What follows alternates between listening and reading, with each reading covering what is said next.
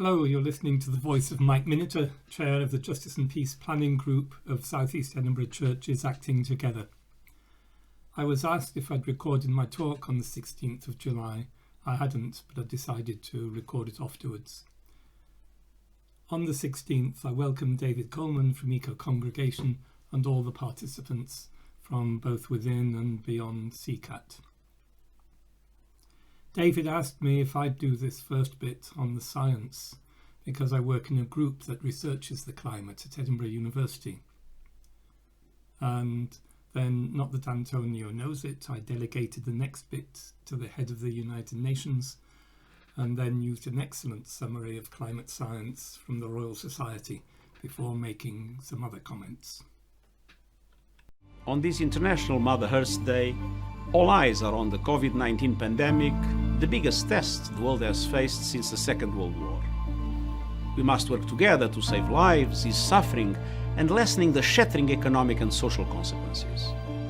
The impact of the coronavirus is both immediate and dreadful. But there is another deep emergency, the planet's unfolding environmental crisis. Biodiversity is in steep decline, and climate disruption is approaching a point of no return. We must act decisively to protect our planet from both the coronavirus and the existential threat of climate disruption. The current crisis is an unprecedented wake-up call. We need to turn the recovery into a real opportunity to do things right for the future.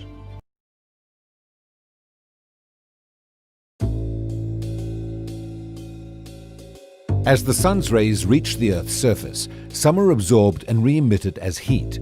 Greenhouse gases, such as water vapor and carbon dioxide, absorb and re-radiate some of this heat. Increased amounts of greenhouse gases in the atmosphere mean more heat is trapped, warming the Earth. Human activities, especially the burning of fossil fuels, have increased concentrations of atmospheric carbon dioxide by 40%, mainly since 1900. Global average surface temperature has increased by 0.8 degrees Celsius over that time. Other changes to the climate in recent decades can be seen in the warming of the oceans, a rise in sea level, decreasing snow and ice cover in the Northern Hemisphere, and a decline in sea ice in the Arctic. If emissions continue unchecked, then further warming of 2.6 to 4.8 degrees Celsius would be expected by the end of this century. Even at the low end, this would have serious implications for human societies and the natural world. For more information about climate change from leading science academies, please visit royalsociety.org/climatechange or nas-sites.org/America's Climate Choices.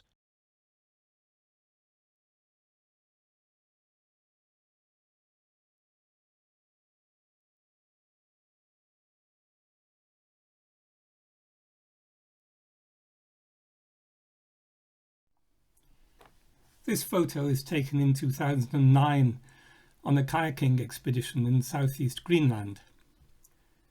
Greenland is mainly covered by a massive ice sheet with glaciers that flow from the ice sheet into the ocean. Here we're sitting on frozen salt water, that is sea ice. Our leader Martin is sitting on his camping mat. We had tried to paddle south, and after a couple of days wiggling through gaps in the sea ice, decided that if the wind blew we could get locked in, so we just headed back to base. There was a lot of sea ice. It forms during the winter, and then some of it thaws in the summer, but usually a lot of it remains. I asked the leader a couple of years ago, is there any sign of climate change? On that year's trip, there was no sea ice at all. As other observations confirm, and as you might have glimpsed in the Royal Society video, sea ice covers much less of the Arctic Ocean than used to be the case. There's a feedback effect. When sunlight strikes the sea ice, it's just reflected back into space. But when there is no sea ice, more is absorbed by the sea, making it a little bit warmer, so there's more melting of the ice that does remain. In addition, land-based ice is shrinking in volume faster than snowfall is replacing it. That's due to a combination of melting and the carving of icebergs, like the huge one in the background of this picture. These break off from the front of glaciers. The more ice is lost from Greenland, the more sea levels round the world will rise. This first picture shows a forest fire from Australia. We've heard a lot about forest fires recently, Siberia during July, and then Australia and California and many, many other places have had forest fires due to periods of drought and extreme heat. One of the consequences of the oceans being just a little bit warmer is that hurricanes become more intense. And so the storm damage from hurricanes becomes even worse. And the way they behave can be a little bit different. Like, instead of moving on, there's been some indications that they sort of get stuck over places doing continued damage. Then we've seen floods in our own country as well as elsewhere, becoming much more intense. So these are all examples of how the climate is having very disruptive effects. And so we heard Antonio Guterres speak about climate disruption, and for a few years that's been the term. So when we hear about global warming occasionally, or even climate change, these are terms which are much more comfortable than the reality. Global warming even sounds attractive when you live in Scotland in winter. And climate change sounds like something we could just get used to. No, but what we're talking about is the climate changing in ways that are very, very disruptive of the climate and of life.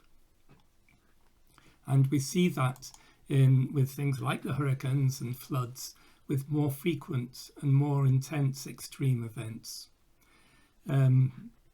So that, for example, that Siberia fire and heating of July in 2020 is something which was inconceivable without the effects of greenhouse gases in the atmosphere being taken into account. And the frequency of events, so for example, storms which might have happened once in 100 years, or floods that were once in 100 years, are happening every 10 years now. And I spoke a few years ago, within the space of a few days, to visitors at work from Mexico and then from India, and I asked them what's their observation, what's the experience of people in their country. And they said, well, for agriculture it's really difficult because the seasons aren't as dependable as they used to be. So people don't know when to plant, they don't know when the rains will come. So there are many diverse consequences of the way the climate's changing. And certainly climate disruption is a term to use, but many countries have recognised that it is a climate emergency. And Scotland and the UK are among them. But when we talk about what we're doing to the Earth, it isn't only the climate that's being disruptive. During this year, it's estimated by the World Health Organization that something like 7 million people will die from air pollution. Then there are huge losses to the biodiversity, so that deforestation can lead to the loss of species. The movement of ecosystems can be disrupted by development work. There are invasive species which people bring into countries for, even we've seen it in a small scale in the Western Isles where people decided to farm mink, and then people thought, oh, it's cruel to have mink farms, which indeed it is, they shouldn't be there. So they released the mink, and that's decimated some of the biodiversity of the Western Isles. Around the world, soil standards and soil richness is degraded. Then mentioned pollution, and we've seen the terrible pictures of plastic in the oceans and what that's doing. and then also the fact that we are simply overusing resources.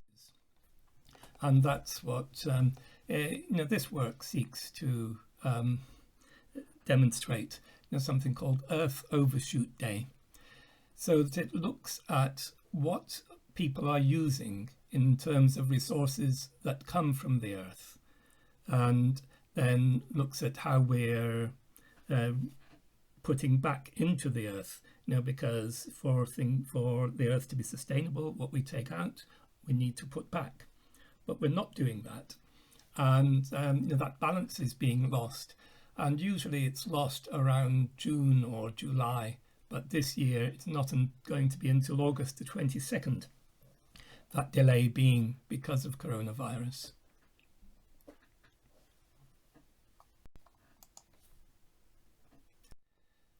So these are some of the dimensions in which we've seen human impact, not just on climate, but on many other aspects of the Earth system. And so that's why I'd ask that when we hear climate change, we think climate disruption, and then think, and also the other things we're doing to the Earth.